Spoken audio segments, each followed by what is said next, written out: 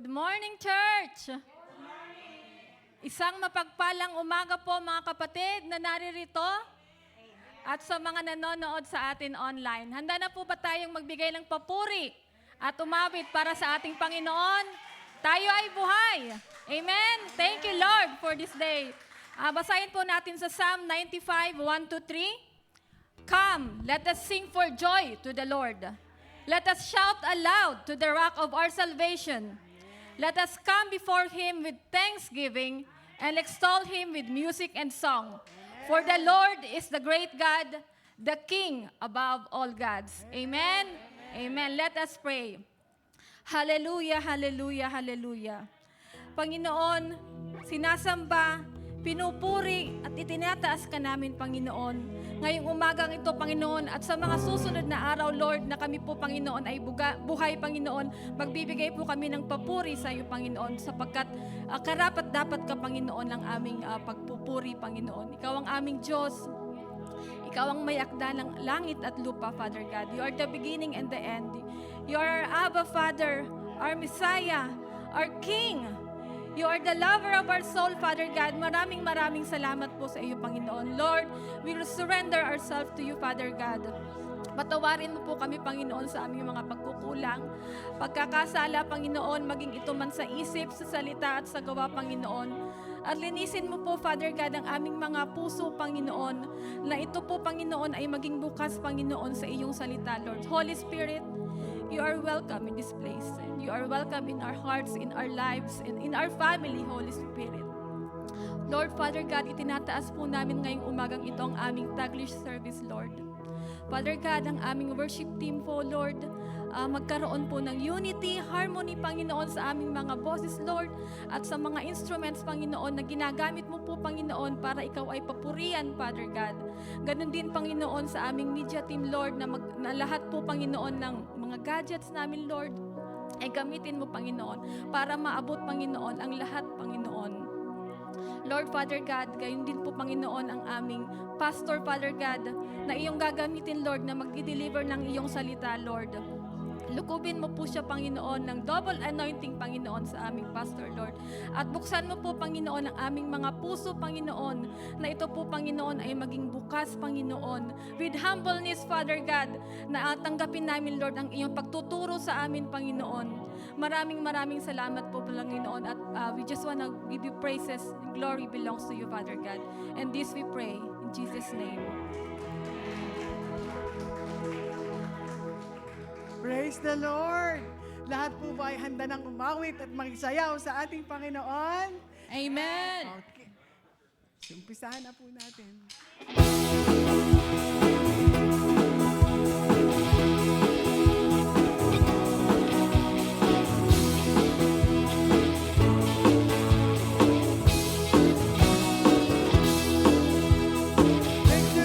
Victory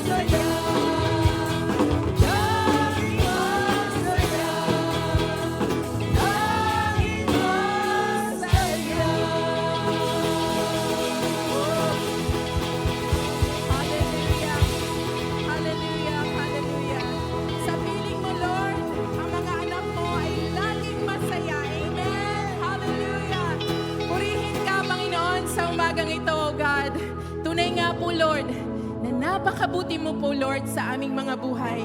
Salamat, O God, at kami ay buhay. Buhay, Panginoon, sa araw na ito, Panginoon. Maraming salamat, O God, for the opportunity, Father God, that we gather together in your house of praise. Hallelujah. Itinataas namin, Panginoon, ang tanging pangalan mo lamang, O God. Hallelujah, hallelujah. Lord, sa umagang ito, Panginoon, iniimbitahan po namin, O God, ang iyong banal na Espiritu, Father. Lord, lukubin mo po, Panginoon, ang lugar na ito, Lord. Ang Espiritu niyo lamang, Panginoon, ang tanging manahan, O God. Father, fill us, Father God. Fill our hunger, Lord, with your daily bread, Father God. Hallelujah. And quench our thirst, Father God, with your fresh living waters. Hallelujah. Salamat, O God. Pinupuri ka at sinasamba ka namin sa umagang ito. Nawa, Lord, makarating sa inyong trono, Father God, ang aming pasasalamat, our praise and worship this morning, O God, because you deserve it, Father. We love you. We honor you. All praise belongs to you, O God. Hallelujah. Thank you, Jesus. Hallelujah.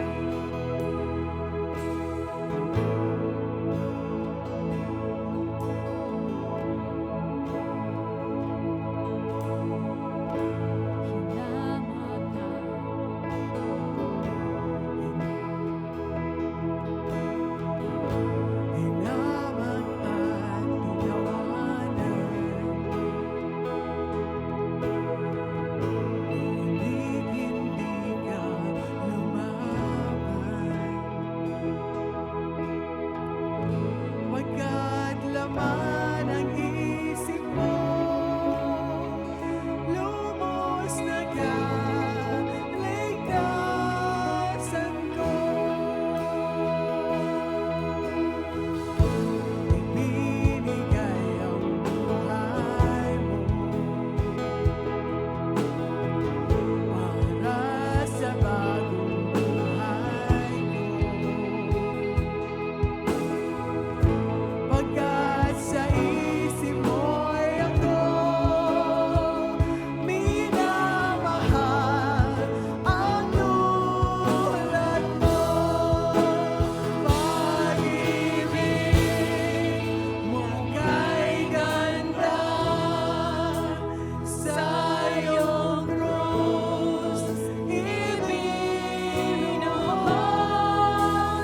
O Jesus, inalay mo. Pag-ibig mo kay ganda.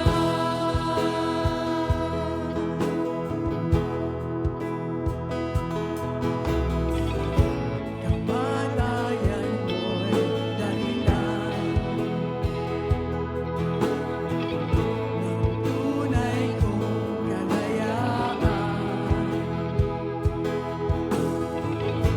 Kami ngayon iyong anak, minamahal mo ng ganap.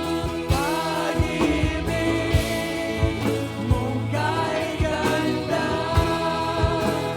sa iyong krus ibinuhos, O Jesus, inalay mo.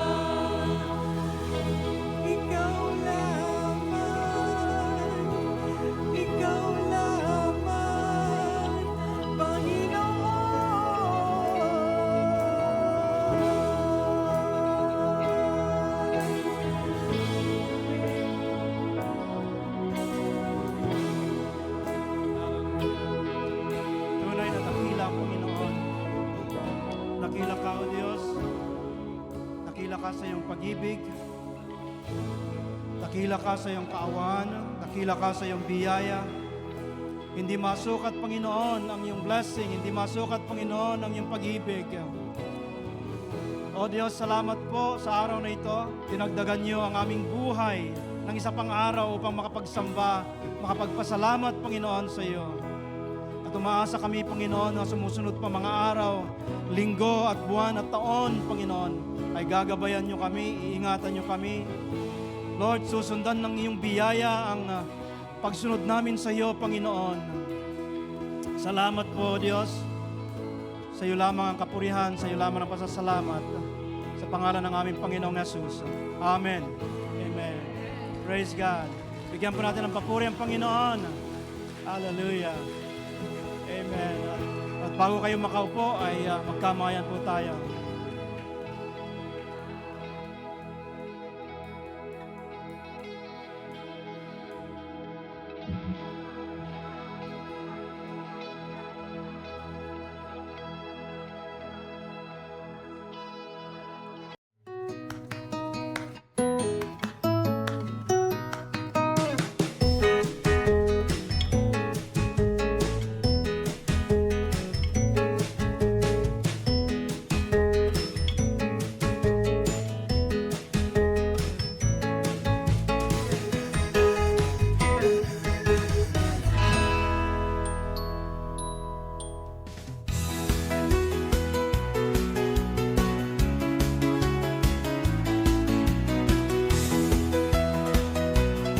Welcome to the Lord of Harvest family. You are invited to worship with us every Sunday in person here at historic Filipino town in Los Angeles. Taglish service is at 9 a.m., English service is at 10:30 a.m., and LOH Espanol is at 2:30 p.m. Childcare and children's church are available during English service. We invite all youth ages 12 to high school senior and college-aged young adults to our youth connection. We have Bible study every first and third Monday via Discord. Every second and fourth weekend, we meet in person for fellowship and fun. Please contact Justin Pascua or Sela Arañas for more details or to join our Discord server. We encourage you to join us as we seek God in prayer every Friday from 8 to 9 p.m. via Zoom. Every first Friday of the month, Friday night live prayer and worship at the LOH Chapel from 8 to 9:30 p.m. We encourage you to come and be equipped and share the gospel of Jesus Christ in our community. We have 2 opportunities per month. Second Saturday Soul Winning is every second Saturday of the month. We meet at 9 a.m. to be equipped and go out in teams to reach our neighbors with the love of Jesus. Another monthly opportunity to share the gospel, pray for our neighbors, and work in the Spirit is Healing on the Streets. This is every 4th Saturday of the month. Meet at 9 a.m., then carpool to a nearby location. Contact Sister Tess Cavallo for more details on Healing on the Streets. Our live stream is available via YouTube and Facebook under Lord of Harvest LA. Don't forget to hit like, share, and subscribe. Please visit our website at lordofharvest.org for more information. Magandang umaga po sa inyo lahat. LOH family! Magandang umaga po. Andito naman po tayo sa ating pinakapaborito, ang pagbibigay. Ito lang po, i-share ko po sa inyo 2 Corinthians chapter 9, verse 6 to 7. Whoever sows sparingly will also reap sparingly. Each of us must give what has decided in our hearts, not reluctantly or under compulsion, for God loves a cheerful giver. So, ang Diyos po talaga ay gusto niya ay kung ano man yung ang buong puso natin, yung kung ano yung bukas sa loob natin na ibigay para sa Kanya. Hindi po natin kailangan na magkaroon ng mentality na yung percentage or ikapo, kung ano po yung bukal sa puso natin na ikalulugon ng Diyos na i-share natin sa Kanya and to give back. Hindi po niya tayo, it's not an obligation or compulsion na para magbigay tayo kung ano yung nakaluluwag at bukal sa ating puso. Tayo po'y manalangin. Panginoon, Thank you for opening our hearts. Thank you for being our center. Thank you for giving us the wisdom. Sa lahat po na ibinibigay mo sa amin, Panginoon, for enlightening our hearts, opening our minds that pagbibigay and tithing is our form of worship. Salamat, Panginoon, na ibinigay mo sa amin ang ganitong pagmamahal, na magkaroon kami ng chance na ibigay and let us spread the word of tithing, na kami ay nagbibigay, ibig sabihin ay kami nagpupuri sa iyo, Panginoon. We entrust our hearts na kami magkaroon ng magandang halimbawa para sa iyo, Panginoon.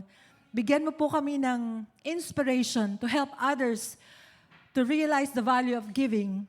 Bukal sa loob ng pagbibigay at bukal sa loob na kami ay nagsashare kung ano man ang binigay mong biyaya sa amin. Help us, Lord, na kami maging disipulo mo, na magkaroon kami ng inspirasyon para sa isa't isa. Kami po ay nagpapasalamat for giving us the wisdom, the strength, the faith, and the love, and to give us all the strength that you give us, Lord. We ask you in Jesus' mighty name, amen.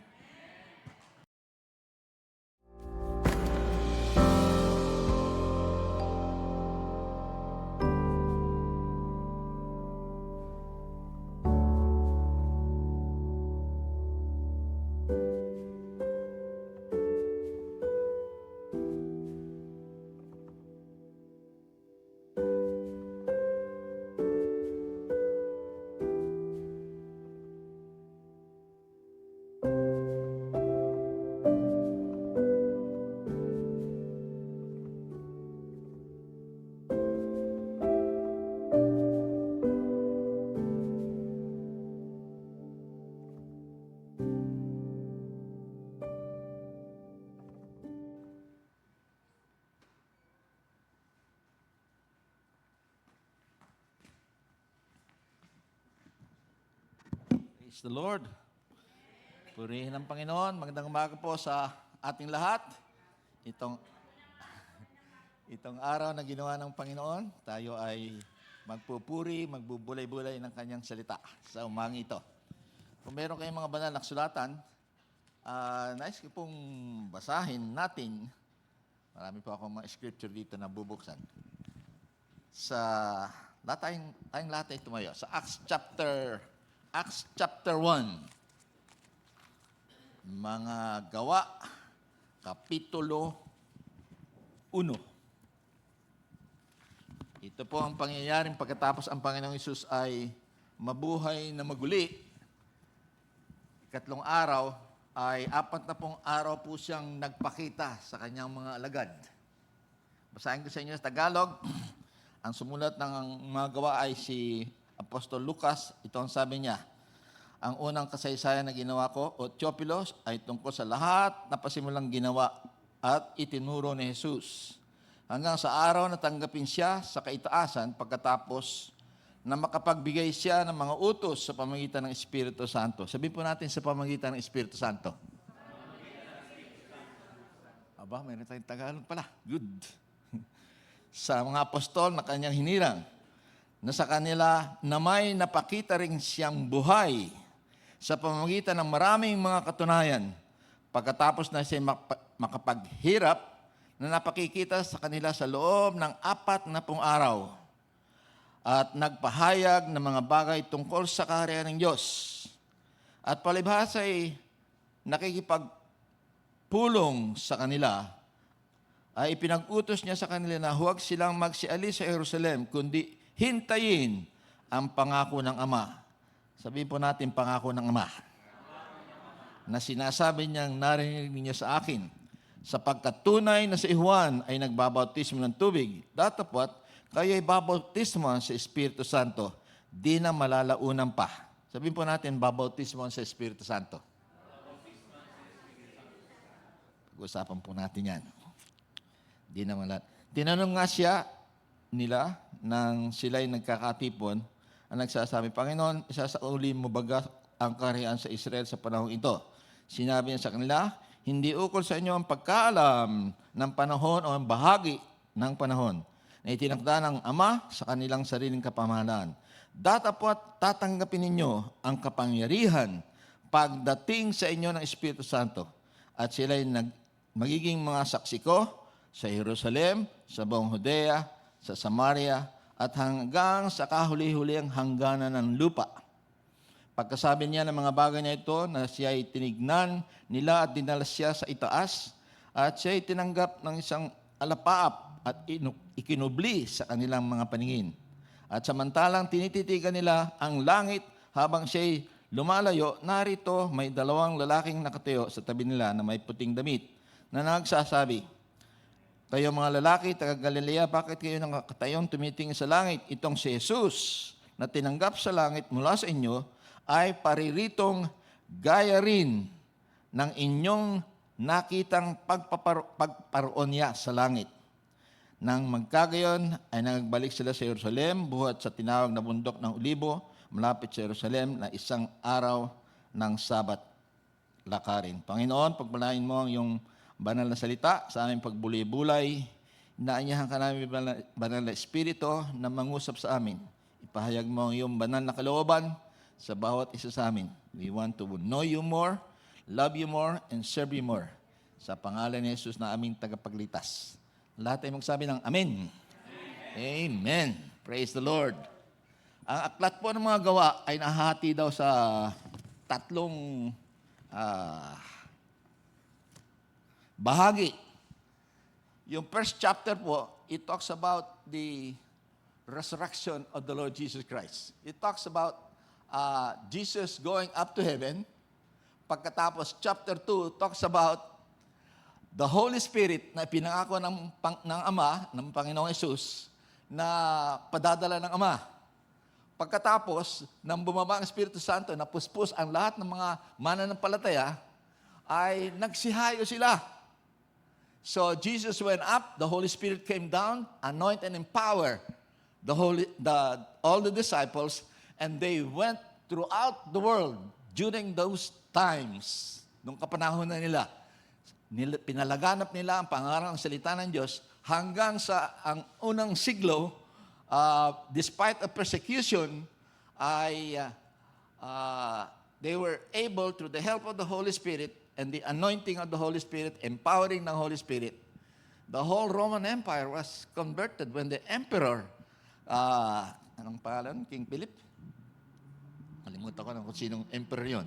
But he saw a vision of the cross and he declared the Roman Catholic Church. Alam niyo po, yung Catholic means Universal Church. And then after that, alam natin ang history, they started as a pure disciple, follower of the Lord. And then parang naging politicalized, naging religious, papacy. And then ngayon po, we are in the last days, the same Holy Spirit that raised Christ from the dead is anointing and empowering each and every true believer. Can you say true believer? Dito po sa ating unang PowerPoint, ang sabi ito, the Holy Spirit is our helpful friend. Sa Isaiah chapter 16, verse 7. Sa English po, but I tell you the truth, it is for your good that I am going away, because unless I go away, the Counselor, which is the Holy Spirit, will not come to you. But if I go, I will send the Holy Spirit with you. So ang ating pong paksa sa mga ito ay ang banal na Espiritu Santo. Ang banal na kasulatan ay nagtuturo ng iisang Diyos, but naghahayag ng tatlong persona. Diyos Ama, Diyos Anak, at Diyos Espiritu Santo. For some reason, mayroon pong spiritual significance yung tatlo na ito. Nang likhain ng Diyos si Eva at si Adan, sabi ng Bible, ayun si Adan, made of dust, lifeless, God breathed the breath of life, which is the Spirit of God, and man became a living soul. So man is physical body, spirit coming from God, yung living soul, your mind, will, and emotion, that is the real you. The software that runs this physical body. This physical body made of dust, Feed with dust, will go back to dust, ashes to ashes. It's just a matter of time. But our soul, because of sin, was separated from God to eternal destiny ng kaluluwa ng isang tao. Forever with God if he had a Savior. Not religion, but Savior. Because Jesus is the Lamb of God that takes away the sins of the world. The soul that sinneth, it shall die. How can a soul that will last forever die? Death means separation. If you are a sinner, it's the sin of the whole humanity that separates from God. That is the soulless death. Yun po ang eternal separation from God. But the eternal habitation with God is when the spirit is born again. Can you say spirit born again? Kaya po sabi ni Jesus, unless a man be born again, maliban ng isang tao ipanganak na muli, hindi siya makapaparoon sa langit. Siya ang daan, siya ang katotohanan, siya ang buhay. Siya ang mensahe ng Diyos na magliligtas sa sangkatauhan. Hindi po relihiyon, hindi ating mabuting gawa, hindi ating mga good looks, hindi ating material accomplishment. It is our intimate relationship with the Lord Jesus Christ. So, nang ang Panginoong Isus ay umakyat na sa langit, pinadala niya ang Holy Spirit. Sabihin pa natin, Holy Spirit. So, the first century Christian, can I have the next PowerPoint, please? So, ipinangako at pinadala ang Holy Spirit. Ang Holy Spirit po ba'y nasa ating lahat ngayon? Umaga ito. Amen? Ang mga disciple, the Holy Spirit is in them. Pero pinangako ni Jesus, sabi niya, huwag kayong umalis dito sa Jerusalem. Wait for the promise of the Father. 10 days. And sabi ng Bible, 500 ang mga alagad. Marami pa ang nakakita na siya umakyat sa langit. Pero pinaghintay pa ng Panginoon. Sabi niya, okay, before you go and preach the gospel to all the nation, wait for the promise of the Holy Spirit. This is the anointing and empowering of the Holy Spirit. And it happened in chapter 2. Pansinin po natin, ito ang Day of Pentecost. So 40 days, nagpakita si Jesus ng buhay. Sabi niya, umakyat siya sa langit. Sabi niya sa mga alagad, wait for the promise of the Holy Spirit. 10 days later. So meron silang 10 days of tarrying and praying and desiring the empowering and anointing of the Holy Spirit.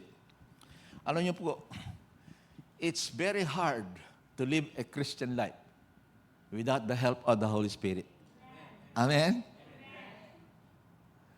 The Holy Spirit, the third person in the Trinity, the same attributes, yung character qualities ng Diyos Ama, Diyos Anak, Diyos Espiritu Santo, ay nandun din sa Holy Spirit na pinagkalooban sa kapanahonan ito na siyang manguna sa atin, mag-empower sa atin, na tulungan tayo. So sa chapter 2 ng Book of Acts, dito dumating ang Holy Spirit. Nang dumating nga ang araw ng Pentecostes. Pentecostes come from the word Penta, the 50th day after the resurrection.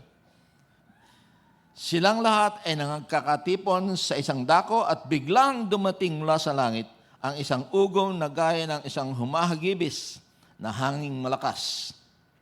At pinuno ang buong kabahayan na kanilang kinaupuan. Pagka pupunta, 4 times na po kami napunta sa Israel. One of the place that we go is yung traditional, ano tawag na naman? Traditional upper room. Pero about 120 disciples are there. And then the baptism of the Holy Spirit ay naranasan nila. Sabi po dito, biglang dumating mula sa langit isang ugong gaya ng isang magibis na hanging malakas at pinuno ang buong bahay na kanilang kinaupuan. At sa kanila'y may napakita mga dilang kawangis ng apoy at ng kabahabagi dumapo sa bawat isa sa kanila at silang lahat ay nangapuspos ng Espiritu Santo. Sabihin po natin, nangapuspos ng Espiritu Santo. At nangagpasimulang magsalita ng ibang wika ayon sa pinagkaloob ng Espiritu na kanilang salitain. May mga nagsasitahan nga ng mga Jerusalem, Hudyo, relihiyoso, etc. Pagka sinunod po ninyo, different tongues and nation dito sa Jerusalem. Pagkatapos ng baptismo ng Holy Spirit, nadinig nila yung kanilang mga sariling mga wika. Sabi niya, paano kapag sasalita ng mga wika natin, itong mga alagad na ito, mga lasing nga na to. Pero tumayo si Pedro at ang sabi niya, tumindig si Pedro sa verse 14.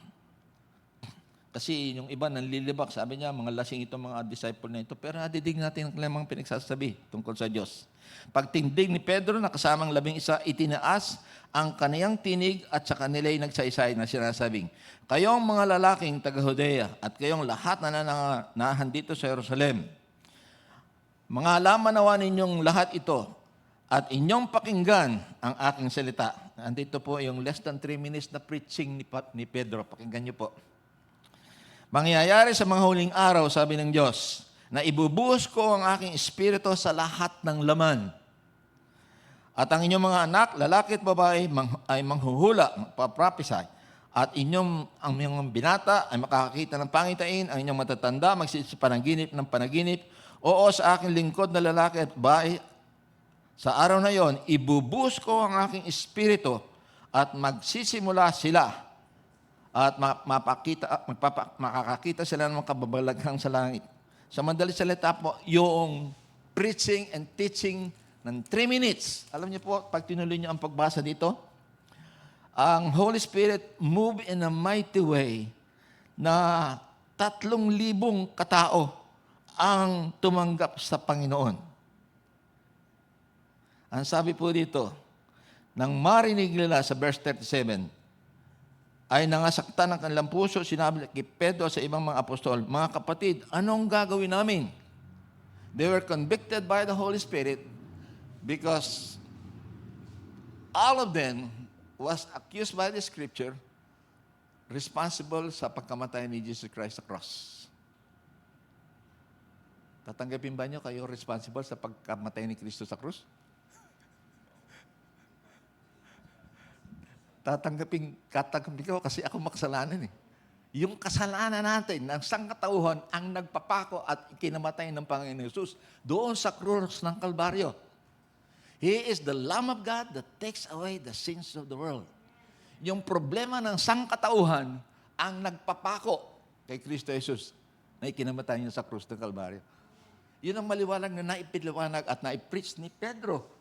Kaya the Holy Spirit convicted those audience.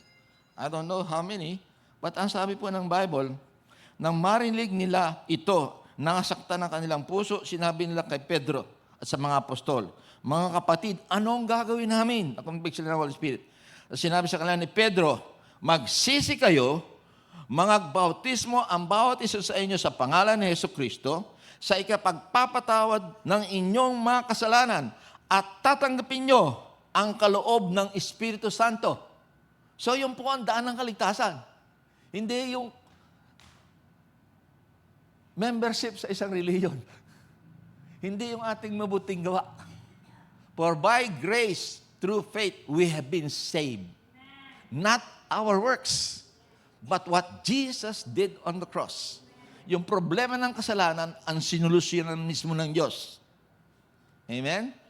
Mula pa doon sa unang pagpasok ng kasalanan, ang sakripisyong ginawa ng Diyos nang sumpayin si Eva at si Adan at palayan sa paraiso, ang sabi ng Bible, binihisa ng Ama o ng Lord ng parang balat ng tupa, ng lamb. Binihisan, parang tinakpan yung kanilang pagkakasala kasi sila lumayas, pinalayas doon sa paraiso. Ngayon po, in the New Testament, parang yun ay prophecy sa Genesis. Jesus was the Lamb of God that takes away the sins of the world. At tatanggapin nyo, patatawarin kayo sa iyong kasalanan, tatanggapin nyo ang kaloob ng Espiritu Santo, sapagkat sa inyo ang pangako at sa inyong mga anak, sa lahat ng nasa malayo, maging ilanman na tawagin ng Panginoon, nating Diyos sa Kanya. At sa iba pang maraming salita, ay nagpatotoo siya at nangaral sa kanila at sinasabi, magsiligtas kayo sa likong lahing ito. Yang ngang nagsitanggap ng kaniyang salita, nangabautismuhan at ay napadaragdag sa kanila ng araw na yon may 3,000 kaluluwa. Tatandaan niyo po si Pedro. 3 years siyang dinidisciple ni Jesus. Pero, he had a big mouth. Parang kuminsan marunong pa siya kay Jesus.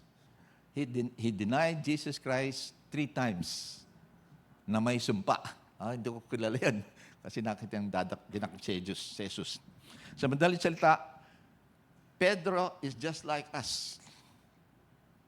Makasalanan, kakamali, ordinary person.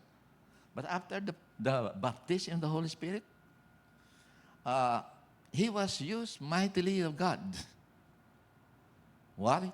Because he surrendered his life to the Lordship of Christ, and then he asked forgiveness, and he was baptized and empowered by the Holy Spirit.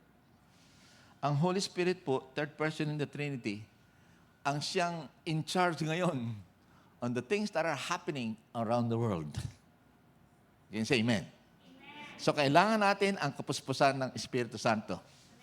Sabi mo sa iyong katabi, napuspos ka na ba ng Espiritu Santo? Napuspos ka na ba ng Espiritu Santo?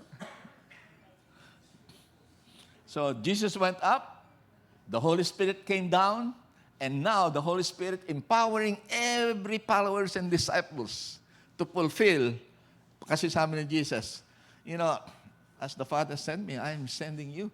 Kung paano ko'y sinugo ng Ama, sinusugo ko naman kayo. I was listening to one of my favorite preachers talking about the temple of God, indwelling place ng God. Adam and Eve was created para magdwell ang Espiritu Santo ng Diyos. Right? Pero nung sumaway sila sa utos and rebel against God, yung Espiritu yun nawala. So it's just the whole humanity fall into sin. We are just operating with this physical body, with all the 5 senses, and the will and the emotion and the choices.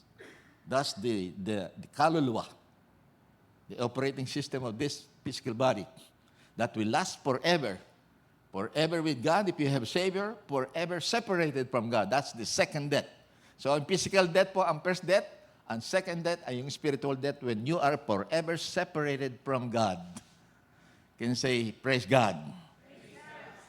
So, sabi doon sa Acts 17:6, the whole book of Acts, after chapter 1, chapter 2, nabaptize sila ng Holy Spirit, ng Holy Spirit, ito po ang kasaysayan ng missionary endeavor noong 120 disciples na napuspos ng Espiritu Santo. Signs and wonders happen. They're not preaching religion, but they're preaching Jesus Christ. Ang sabi po doon sa Acts chapter 17, verse 6, these are the people whom turned the world upside down because we are called ambassadors of the kingdom of God. Tell your neighbor, you are an ambassador. We represent the kingdom of God when we accepted Him as Savior and Lord of our life. We have a job to do. Amen? Yung ipinapagawa sa atin ng Panginoon, sabi niya, continue until I come. Babalik ulit si Jesus eh. Amen? So, ang mga buhay na nalalabi sa atin, hindi para sa atin yan. We are bought with a price. Therefore, honor and glorify God with your body, with your action, with the resources that you had put, He invested in you. I say amen? Hindi po natin matatalo ang Panginoon Jesus sa bigayan. Binigay niya ang kanyang buong buhay para sa ating ikabubuti. Tandaan po natin, binigay ni Jesus sa kanyang buhay para tayo maligtas. Tapos, pag akit niya sa langit, pinadala niya ang Holy Spirit. Ang trabaho ng Holy Spirit is to glorify the Father and glorify Jesus Christ. So the more we have the Holy Spirit inside of us, the more we are aware of the presence of God and the presence of the Holy Spirit in our life, the more we can fulfill, compelled by the love of God and the Word of God and His instruction, to do His will joyfully. Amen? So, yung next PowerPoint po, paano natin ito magagawa? The promise of a senior partner. Ang senior partner po natin sa ministry at sa ating pang-araw-araw na pamumuhay ay ang Holy Spirit.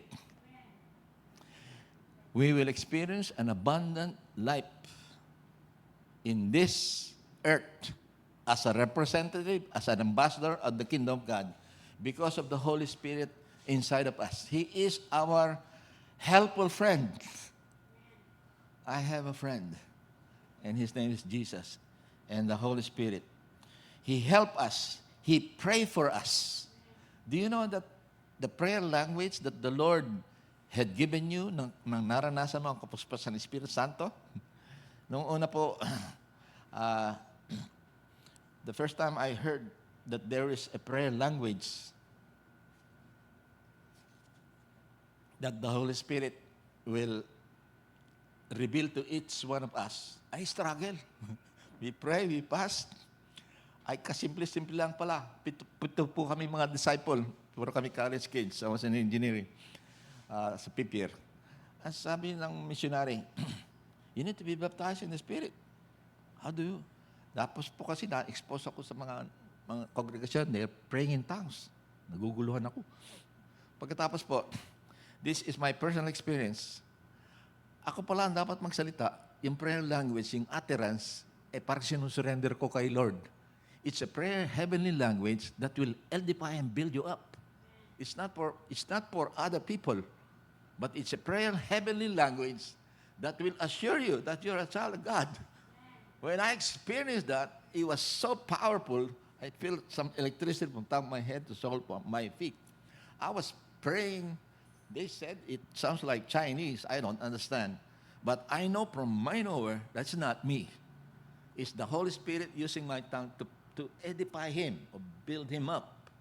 And this prayer language, I start practicing in my personal prayer life. And it really helped me.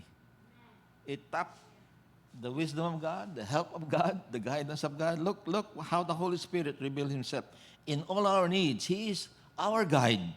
He is our helper. He even prayed for us and prayed through us. Ito po, personal ko na experience. Nag-aaral po ako sa Mapuna Engineering. I travel from Malolos to Manila every day. Pero nagdi-discipleship po ako. Nung magkaroon parang prayer language, I don't know why, puno lagi yung pambus ko, natutulog po ako sa nakatayo. Pagkatapos parang bigla akong nagising.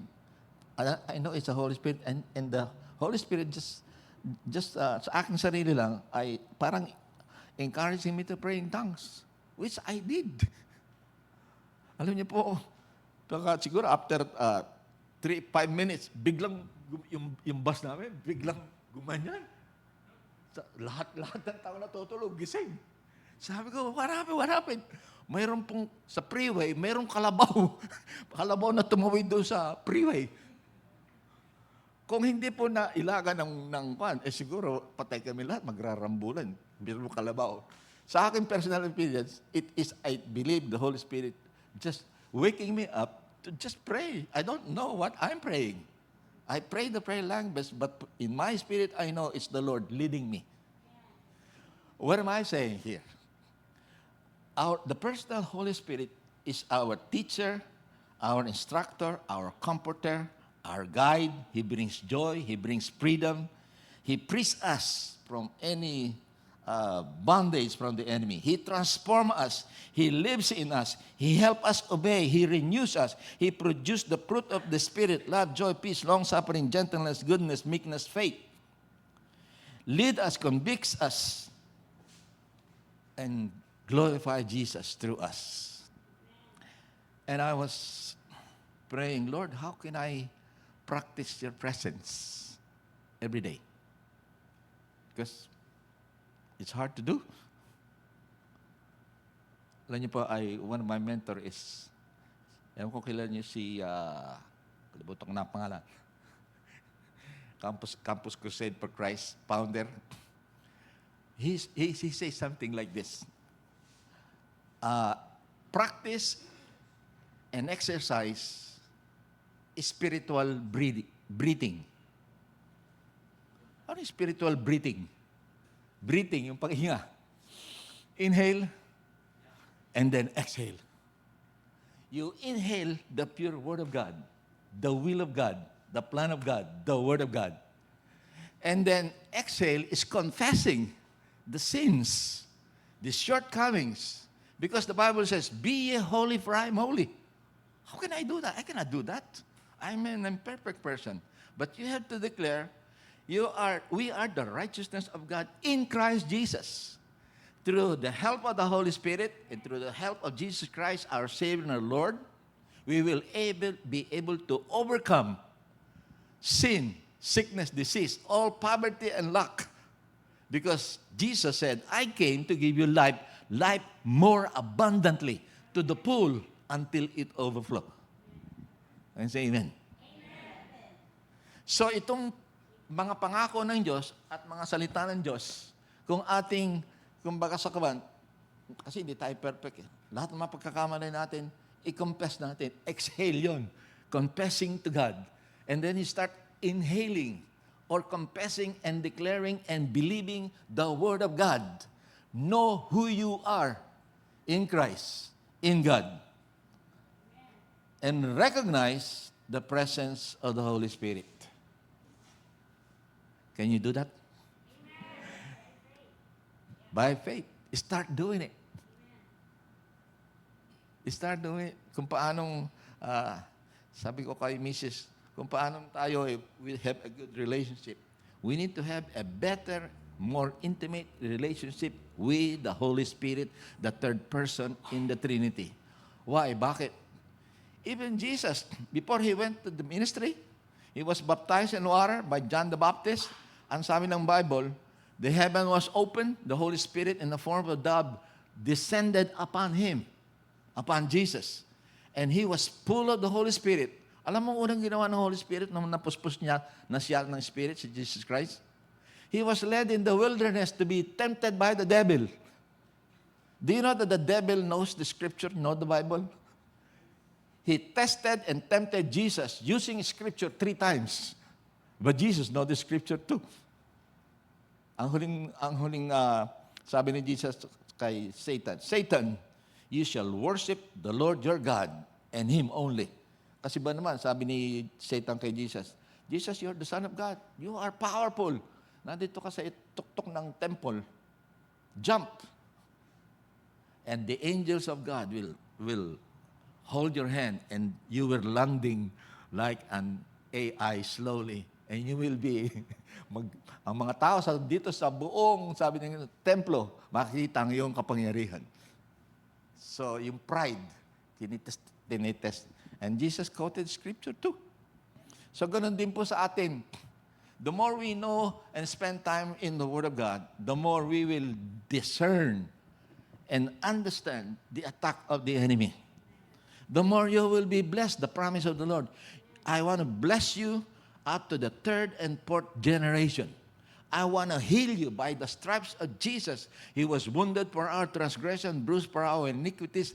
Chastisement of our peace was upon Him. By the stripes of Jesus, we are healed. Hindi naman ibig sabihin, hindi ka naman atake ni Satanas. Yung si Jesus nga, inatake. In this world, you will have trials, testing, and tribulation. But be of good cheer.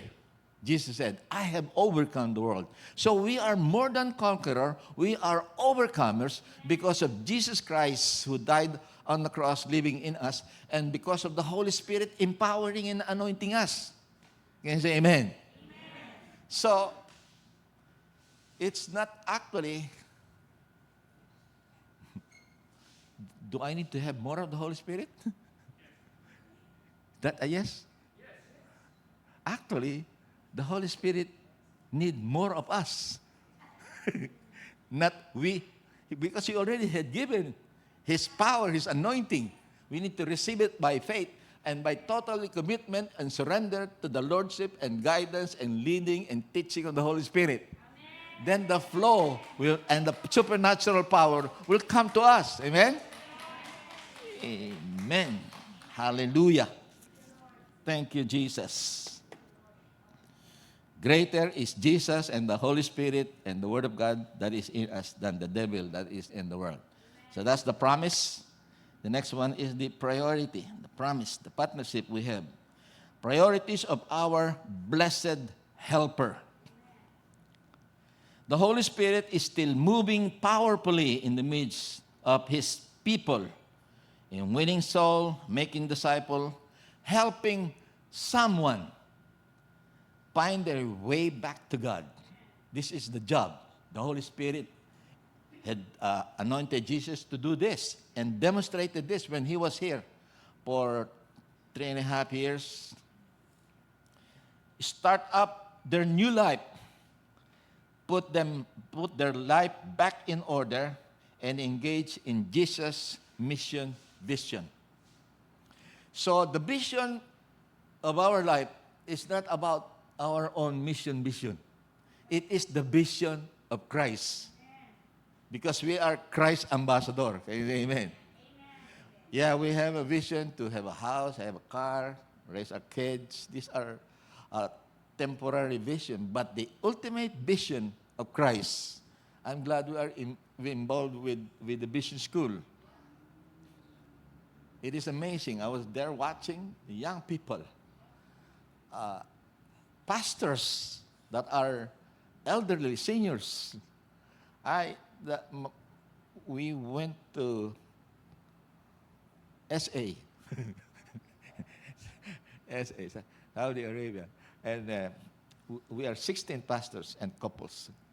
I was here having Bible study with our seniors, and my phone rang, and it was one of our pastor's friend in Saudi, and he said, "Pastor Benny, I'm here in LA in the Vision School. Where are you?" So I told him, "Okay, I'll be there. I will just finish our Bible study." And here it is, a big Korean congregation church. A lot of young people, a lot of elderly, a lot of pastors, aligning and being empowered by the Holy Spirit to do the vision of Christ. And the vision and the mission of the Lord Jesus Christ is here. Matthew chapter 24, verse 14. This gospel of the kingdom will be preached throughout the world, and then the end will come. And the preacher is talking about the end times, the signs that are happening around the world right now. It's designed to discourage you. But actually, the Holy Spirit is empowering you and me, each one of us. So this couple, which we been together in the mission field, was a nurse and I think engineer, technician. He said, when we were in SA, we went to Tabuk, one of the promising city in Saudi.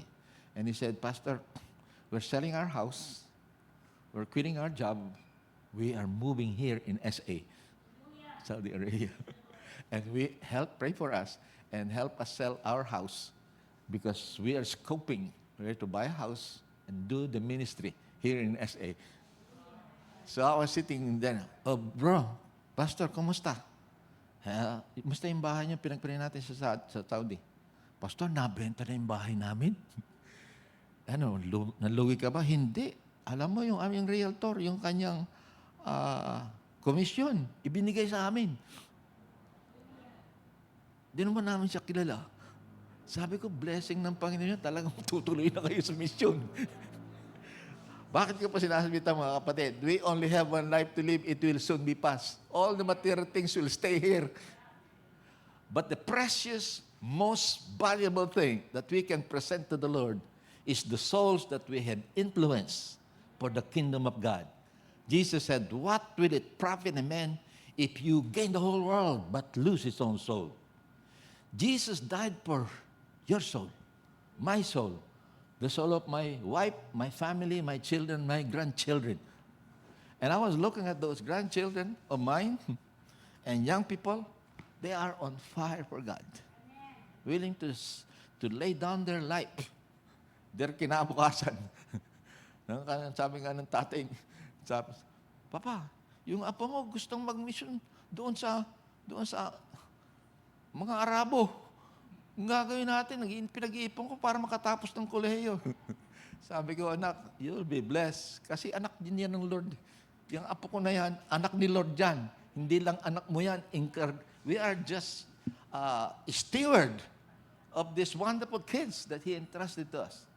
So natutuwa po kami because the more you seek first the kingdom of God and His righteousness, the more you will experience the abundant spiritual blessing beyond money can buy. Beyond money can buy. Yung pong joy spiritual. Makita mo yung isang sinyeraman ng Word of God. Nagsasabi sa iyo, brother, thank you. Kung hindi sa pagsishare mo ng gospel kay Jesus Christ, siguro nandun na ako sa, namatay na ako, o na-aksidente na ako, o nahihirapan na ako. So, building on first century blueprint. Can I have that PowerPoint? The next one, please.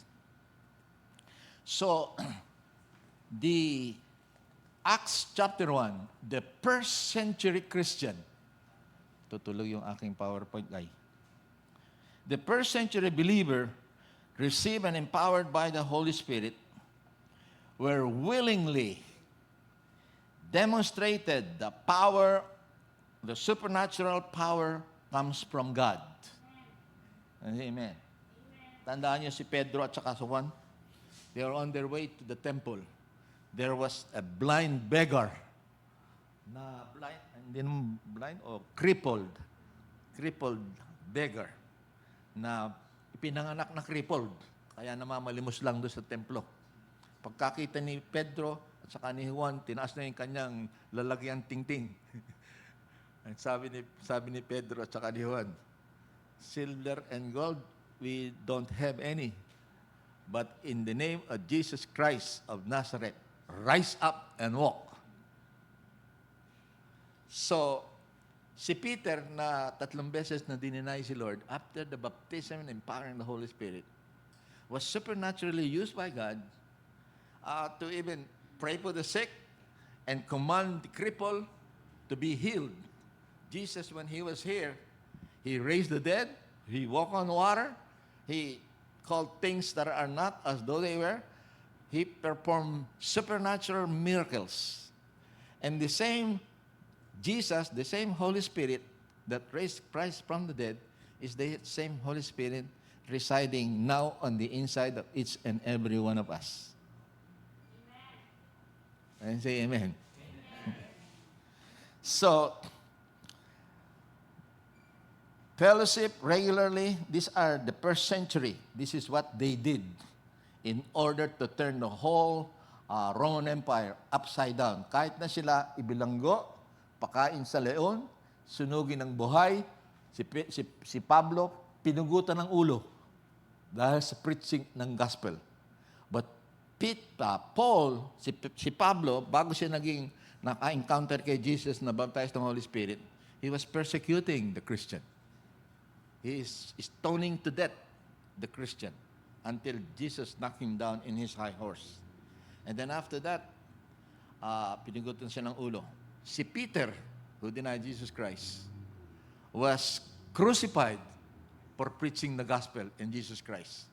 Alam niyo, sabi ni Peter, it is in the Pax Book of Martyrs, don't crucify me upside down or right side up. Baligtarin mo ko, I'm not worthy. That is how humble he became. The more we are empowered by the Holy Spirit, the more we practice and exercise the presence of the Holy Spirit by practicing the spiritual breathing, exhaling, confessing our sins and shortcomings. Kasi kahit na tayo ay simba ng simba, nagkakamali pa rin tayo, di ba? You confess and declare yung impurities sa ating lakarin sa araw-araw. And then inhale, declare the blessing, the Word of God. And then exercise and do it every day. And you will be surprised. You will be more than conqueror. Tayo higit na mananagumpay dahil kay Kristo Jesus na sa atin ay umibig at nagmahal. Amen? So the Spirit's power is in the fulfillment of Jesus' promise that those who believe in Him will do the same works that He did. Ang sabi po niya sa aklat ni John, greater works than I do, you will do. Kaya ba natin yon? Sabi ni Jesus eh. Ano yun, isang halimbawa?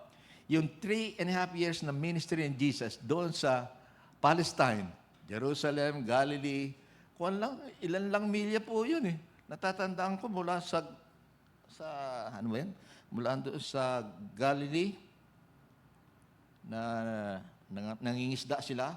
Nag-bus kami papunta doon sa River Jordan eh.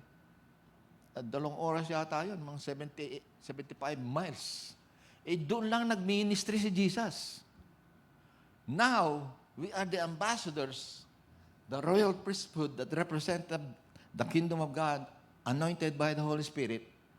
Eh tayo po, ang utos ni Jesus, you shall receive power after the Holy Spirit come upon you, and you will be my witnesses. And both in Jerusalem, Judea, Samaria, and up to the uttermost part of the earth. So Jesus did not go up to the uttermost part of the earth. Pero ngayon po, because of the mission school, yung ating mga kabataan, yung ating mga katandaan, nagpupunta to the nations of the world. Yung 2 pastor na kausap ko, Pastor, sabi ng ating mga kapatid, bakit to tayo nagpupunta doon sa mga ibang bansa na yan? Eh sila po kasi nakapokus doon sa Pilipinas. Alam mo kako kapatid, ang Pilipinas is not a mission field. Ang Pilipinas na ngayon is missionary sending. Pag pumunta ka po sa Saudi, sa Middle East, napakarami mga Pilipino. Yung mga Pilipinong puspos ng Espiritu Santo, sumusunod sa obra ng Diyos, nagpa-prosper ang mabait. Ang mabait, bakit sinabi mabait? Pero pagdating pa lang namin sa hotel, sinusundo na kami. Sabi niya, Pastor, 8:00 pick upin namin kayo. Magpe-fellowship po tayo, magpapatla kami. Yung mga kapatid doon sa Dubai, pambihira, nagsimula kami sa service ng 8:00. 11:30 na, ayaw pa magsialis. Sabi, sa gabi yun, after their work, nagduto sila para makapag-fellowship. They are so hungry with the Word of God, and they are so inspired. They are willing. May persecution. Yun po ang kailangan ng Panginoon. Ayun say amen. Ngayon dito, wala pang persecution sa atin dito. We need to be equipped, empowered by the Holy Spirit. Malapit na pong bumalik ang Panginoon. Last verse I want to share to you. Yung tinatawag na priesthood of the believer. Sa unang Pedro 2:9, we are all priests, and priests don't come to the temple to be blessed. They are come here in the temple to minister. Basahin ko sa inyo sa Tagalog. Ang sabi ni San Pedro. Datapwat, sa 1 Peter 2:9, sa Tagalog, magandang dagapak. Datapwat, kayo ay isang lahing hinirang. Sabi mo sa katabi mo na inaantok, ikaw ay hinirang.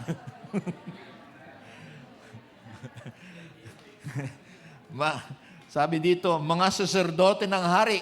Alam niyo yung saserdote? Pari iyon. I used to, linggo-linggo po, altar boy kasi ako, nangungumpisal. Pagka Lunes, babalik ako sa kasalanan. Hindi bali, sa Lunes, mangungumpisal naman ako.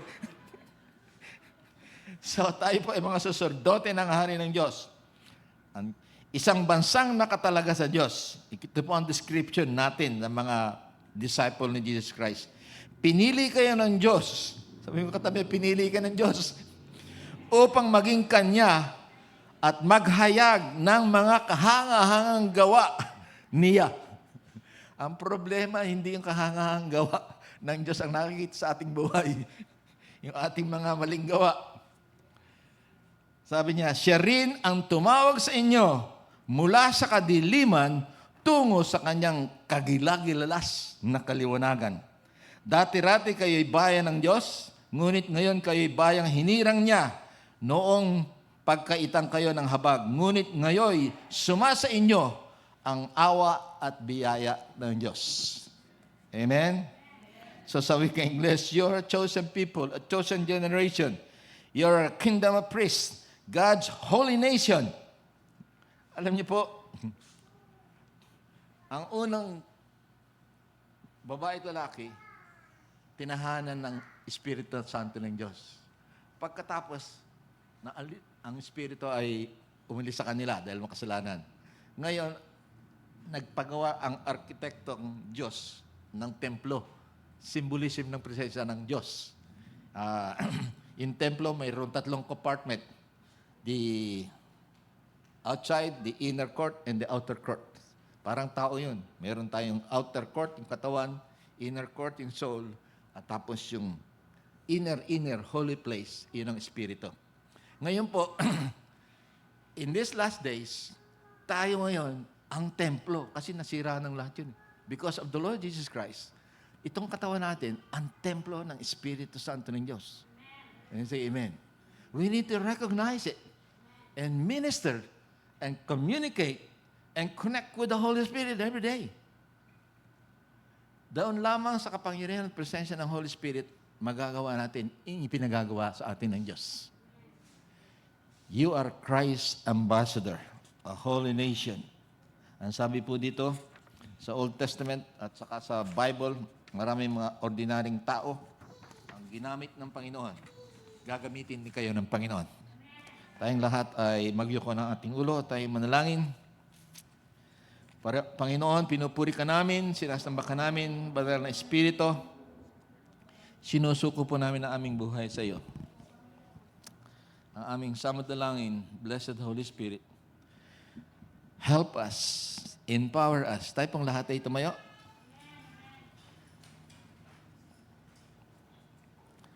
Sabihin po natin, Holy Spirit, we surrender our life to you. We recognize, Holy Spirit, without your help, we cannot do it. Holy Spirit, empower us, anoint us, remove the blinders in our eyes. Help us, teach us, fill us, strengthen us, transform us, renew our life to produce the fruit of the Spirit. Love, joy, peace, long-suffering, gentleness, goodness, meekness, faith. And let the love of Christ in us compel us to serve you with gladness. Ito po ang aming humble prayer. In the name of the Father, the Son, and the Holy Spirit. And everybody say, Amen. God bless you. Palakpakan natin ng Panginoon. Shake hands with one another.